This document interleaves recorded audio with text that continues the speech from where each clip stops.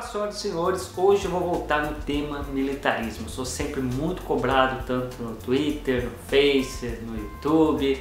Sempre o pessoal me questiona, cadê os vídeos sobre a época que você servia, dicas, não sei o que, faz um vídeo disso, faz um vídeo daquilo. E hoje eu quero fazer um vídeo que foi bastante requisitado ao longo da minha série Histórias de Quartel. Eu percebi que muita gente que acaba caindo nos meus vídeos Histórias de Quartel e que veio me questionar depois, são pessoas que estão para entrar no serviço obrigatório, estão querendo, sei lá, daqui a um ano eles vão prestar para quem sabe servir, né? Esse é mais ou menos o tipo, o perfil das pessoas que acabam, que eu percebi, né, caindo nos meus vídeos. Então eu resolvi fazer um vídeo com dicas gerais para quem está interessado ou já meio que ingressou no serviço militar obrigatório. Não estou falando de para prestar para sargento, oficial, é serviço obrigatório, soldado ali, ó, lá embaixo. Mas dicas assim, depois de todo o processo seletivo, né, de todos os exames, de todos os testes, o escambau, porque ali não há muito o que dar dica, a não ser que estuda, sei lá, treine, qualquer coisa do tipo, se prepare, não tem, é o básico, é simplesmente fazer o que se pede, né, a não ser que você estude, treine, só que você tem algum problema de saúde que impeça você de entrar, né? Muita gente me questiona, mas pessoa assim, pessoa assado entra? Eu não sei, cara, eu entrei. Então, se é uma pessoa com peso XY, pode ser que entre, pode ser que não entre, sei lá, realmente eles não vão falar, ó, você por causa disso você não vai entrar.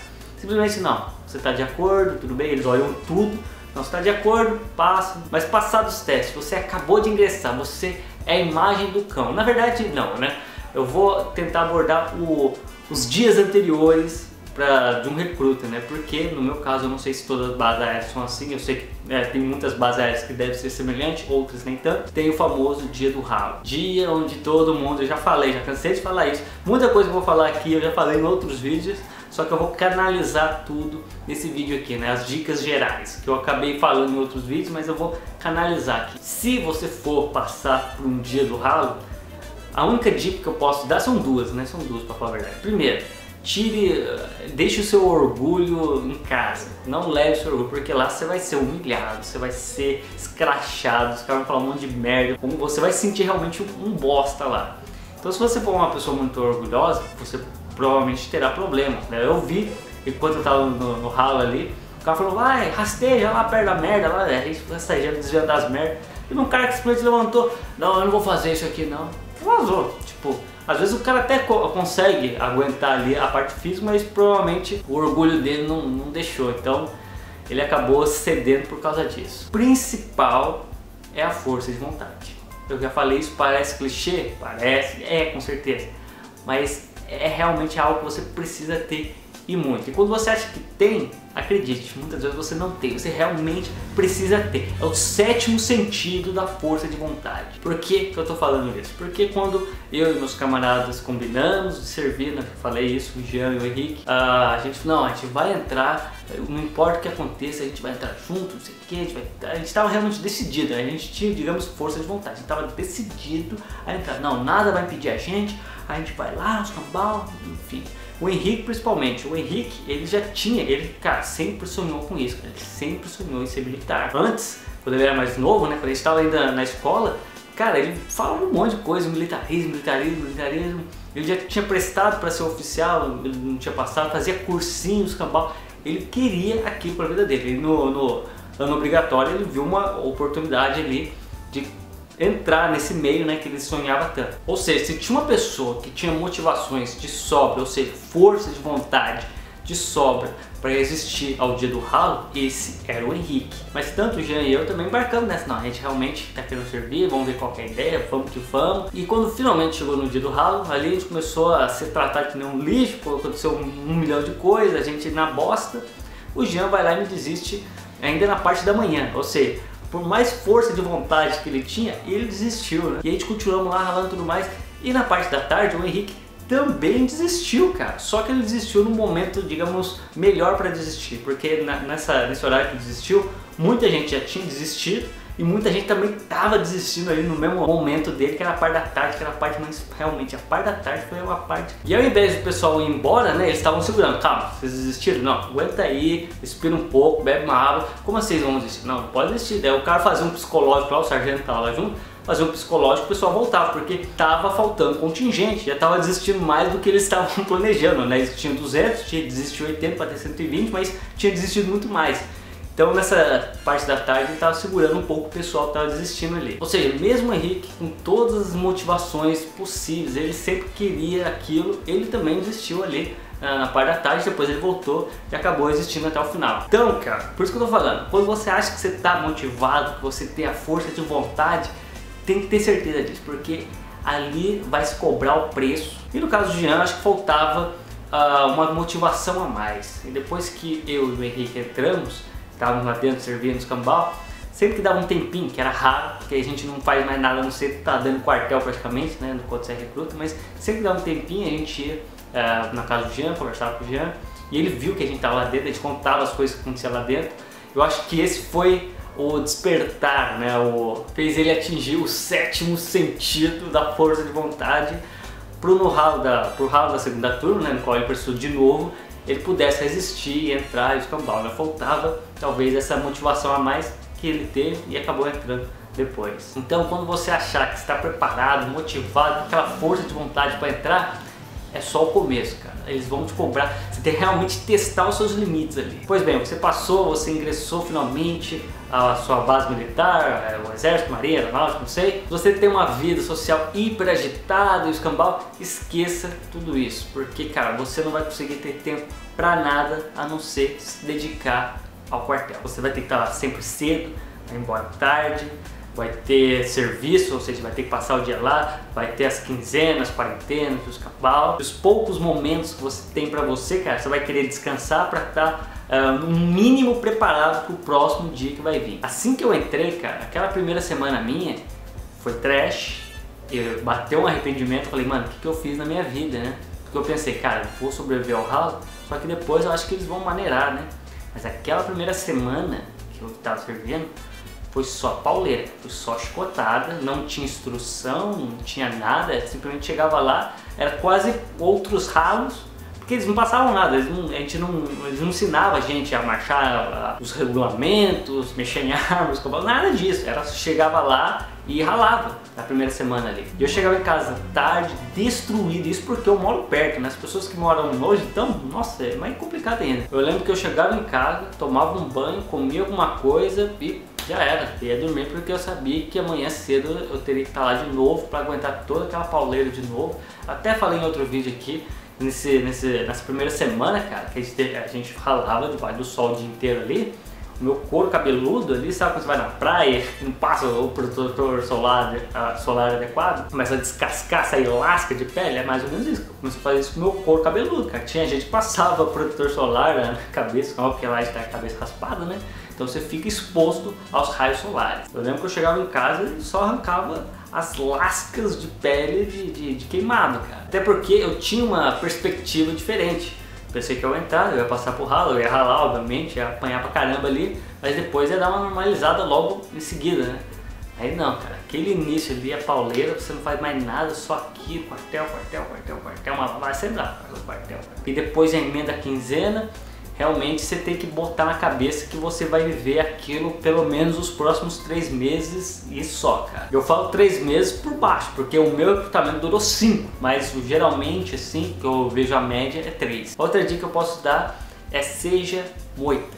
Não queira ser o super fodão e também não deixe a desejar, aí também é sacanagem, né? Porque se você quer sempre mostrar que você é o fodão, eu sou o fodão, sei fazer tudo no padrão, cabulosão, a primeira coisa que vai precisar de alguém que abrace, eles vão lembrar de você. Não, aquele cara lá, ele é bonzão, é mentira bonzão, dá o serviço pra ele que ele faz. Então vai lá catar merda lá, quem tá precisando de um cara engrenado pra catar merda, chama esse cara que ele é bom. Até sendo moito eu acabei me ferrando, né? Eu fiz aquele vídeo bonzinho só se ferra, história de quartel, não sei se eu vou deixar aqui, enfim.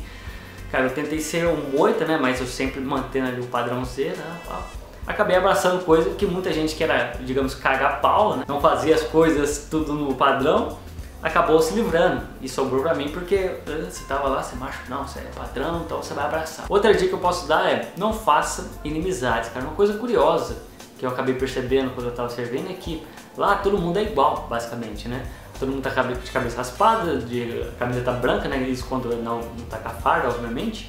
calça jeans e depois com a farda todo mundo fardado, então você, ou seja, você não consegue ver como é que é a personalidade de cada um, porque a personalidade basicamente você consegue ver pela roupa. Não, ele veste assim, então ele deve ser roqueiro, pagodeiro, funkeiro, qualquer coisa do tipo, né, nerd. Pelo cabelo assim, ele deve ser meio playboy, deve ser meio punk, enfim. Você consegue só pela estética meio que ver qual que é a personalidade da pessoa ali, né? Mas ali, cara, você não tem ideia de como são as pessoas ali, né? Então eu acabei fazendo amizades com pessoas que dificilmente eu faria amizades se fosse, sei lá, na escola. Que as mesmas pessoas, se a gente estudasse na mesma sala, provavelmente eu estaria num canto, essas pessoas estariam no outro. Obviamente, com o passar do tempo, você começa a fazer mais amizades ainda, aquelas pessoas que gostam mais das coisas que você gosta também, tudo mais, né?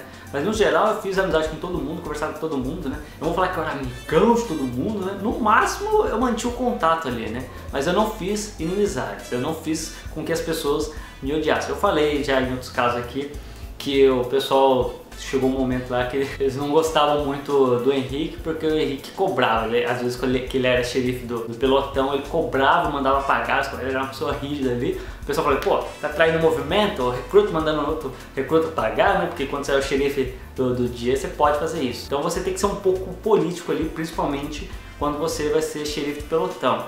Porque você vai ser responsável pelo pelotão, você vai ser cobrado por isso, vai estar lá o sargento ou o soldado que é instrutor, enfim, vai te cobrar para deixar o pelotão ali nos trinques. Mas se você for muito rígido, o pessoal depois vai acabar virando a cara para você, né? Normal, acontece, né? Mas se você for muito de boa, amigão ali, o pessoal começa a cagar na sua cabeça, daí depois a naba vai descer para você. Então, cara, é um jogo ali de politicagem. Pô, galera, não vão cagar o pau, mas também, ó, eu vou te dar a mão, mas por favor não queira pegar o braço junto, né, cara? Então você realmente tem que fazer um meio termo ali. Isso vai ser uma coisa meio escrota de dizer, mas enfim, acontece, principalmente naquele meio, né? Você nunca sabe quando você vai precisar das outras pessoas. Porque se você fizer um monte de inimizade lá, o pessoal vai cair matando em cima de você no primeiro tropeção que você der. A primeira cagadinha de pau, o pessoal vai cair matando em cima de você. E se você tiver de boa com todo mundo, né? Às vezes você pode, né? Ah, não, ele é de boa, ele não fede, não cheira, não, ele é sossegado, então deixa quieto. Esse comportamento não é só em relação aos outros recrutas, mas assim, no geral, cara, eu não era nenhum exemplo de soldado, motherfucker, ultra cabulosão. Eu andava na linha e tal, mas eu dava os meus vacilos de vez em quando, né? E eu conseguia me livrar desses vacilos, às vezes, porque eu tinha ali uma amizadezinha, um cara lá, não, beleza. Eu até na minha história de quartel eu contei algumas situações que eu acabei me livrando porque eu era de boa com todo mundo ali. Eu não era amigão de todo mundo, mas eu era de boa com todo mundo. E por último, nunca dê sorte ao azar. Assim, não dá pra você ser o soldado perfeito todo dia, cara, mas se esforce, cara. Se esforça. Eu falei, não era o exemplo perfeito, mas eu me esforçava para não dar brecha. Em várias situações o pessoal dava sorte ao azar, dava brecha e se ferrava. Sei lá, por coisas boas, sei lá. Na época que eu tirava o aeroporto, ninguém vai lá no aeroporto. Dificilmente alguém vai lá ver se você realmente está vigiando no aeroporto, né? Então o que o pessoal que trabalhava no aeroporto mesmo fazia?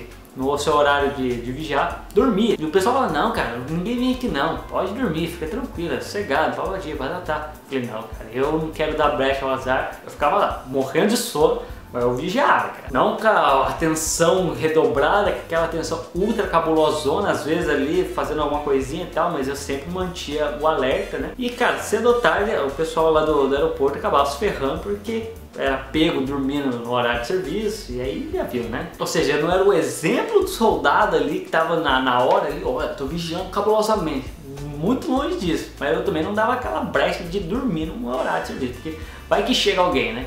E de vez em quando, às vezes do nada, chegava, e aí o bicho pegava. Eu poderia dar a dica, não, seja um soldado exemplar, faça tudo bonitinho, mas eu sei como é que é a realidade. Então, cara, é complicado, você tá ali tirando serviço um atrás do outro, você cansado, você arregaçado, mas tem que estar lá. Não dê brecha, pelo menos, cara. Isso pelo menos é muito difícil de fazer, não dê brecha. E uma das principais dicas é a paciência, cara. Paciência é uma das coisas mais importantes que você precisa ter assim que você entra. Cabeça fria, pé no chão, os caras vão falar um monte de merda pra você. Paciência, vai acontecer um monte de merda. Paciência, você vai ser surubado.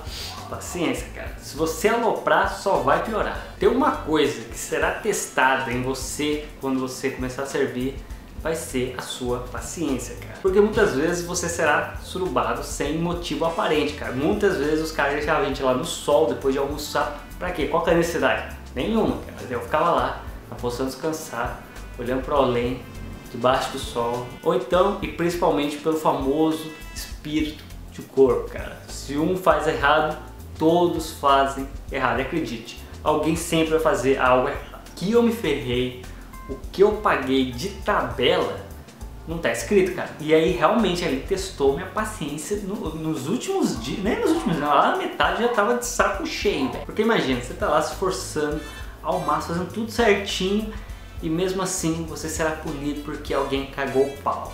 Ok, tudo bem, continua o seu dia a dia, no outro dia, mesma coisa. Não, vocês não conseguiram fazer isso.